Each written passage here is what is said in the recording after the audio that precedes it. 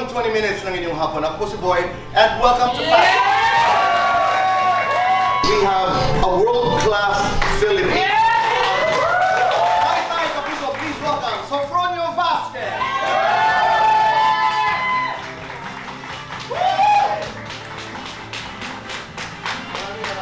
Maraming salamat. When you were walking from the wings to the center stage, yung naglalakad ka, ano yung naglalago sa inyong isipan? Akala ko talaga tutukoy, parang panaginip lang. Kasi nung nag-rehearse ako for that day, tinawag ako to be on that taping, I was so ready. Sabi ko, ready ako, I am so prepared. Nung nagbukas na yung 5, 4, 3, 2, 1, pumasok ko autopilot na dito. Kumbaga, make or break na to, parang lumilitaw ka. Totoo pala yung moment na gano'n. Likas po sa ating mga Pilipinos, Tito Boy, na talagang pag sumasali tayo, we are so prepared, inaaral po natin. Just like yung mahilig po kayo mag-aral. So, when I was trying to be on that show, inaral ko na nung nalaman ko sila yung coach, inaral ko kung ano yung magiging strategy ko to move further the competition with a high hope. So, iniisip ko kapag pumunta ako kay Snoop Dogg at Filipino ako, bago sa kanyang tunog, yung Filipino that could do a little bit of soul and pop. So yun ang nasa utak ko, Tito Boy. But after nag-pitch sila, iba yung ginawa nila. Before the finals, may mga kwento na gustong ilipad ni Snoop Dogg ang money mo from the Philippines to the United States. Yes. What is the story?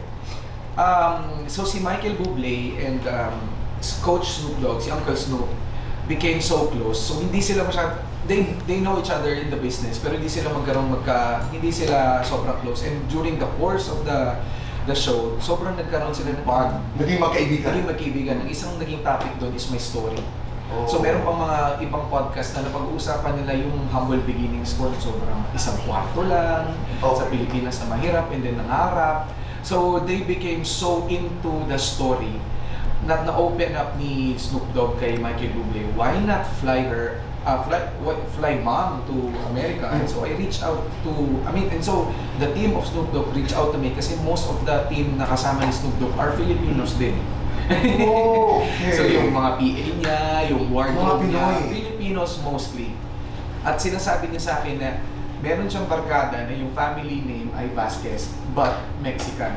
So kumbaga, kahit hindi niya ako nakuha because according din sa mga sabi-sabi, he's trying to steal me for the team. Kasi hindi nga binibigay ni Michael Bublé. Pero sing your heart out. Diba? Sing your heart out.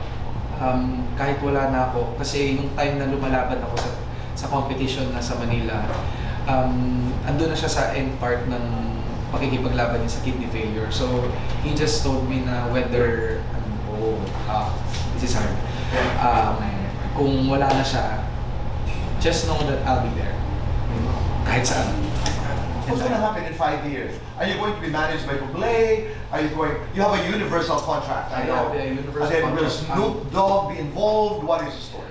So, yung initial conversations, Tito Boy, is to fulfill the win, which is part of yung panalo ko, UMG, Universal Music Group, and Republic Records. Hopefully makapag-record ng magandang album and then to release it. And all of it po, Tito Boy, the decision making also, part of it is Michael Bublé kasi he promised me na he will not stop helping me not until I reach a billion.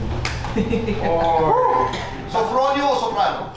Sofronio. The voice, the face. The voice. Talent, charisma. Charisma. Birit, kulot.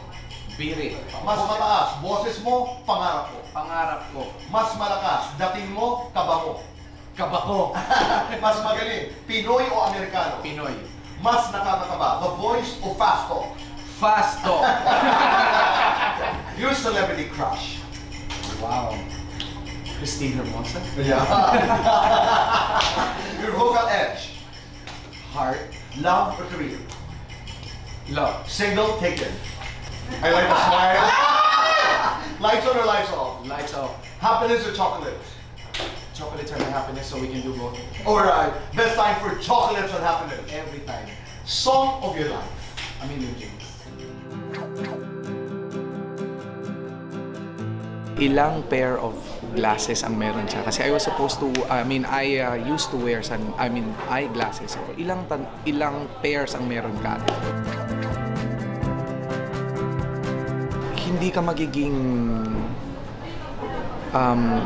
dreamer na pumasok sa showbiz industry without you having the chance to talk to Tito Boy. And yung andito na ako, I'm just, kumbaga, nangyari din para sa akin. So, I feel like I am almost there. So, with Tito Boy as a person of, kumbaga, as a person of reality dun sa totoong showbiz, this would really help me a lot. Ako po si Sofronio Vasquez and I'm proud to be the first Filipino voice winner.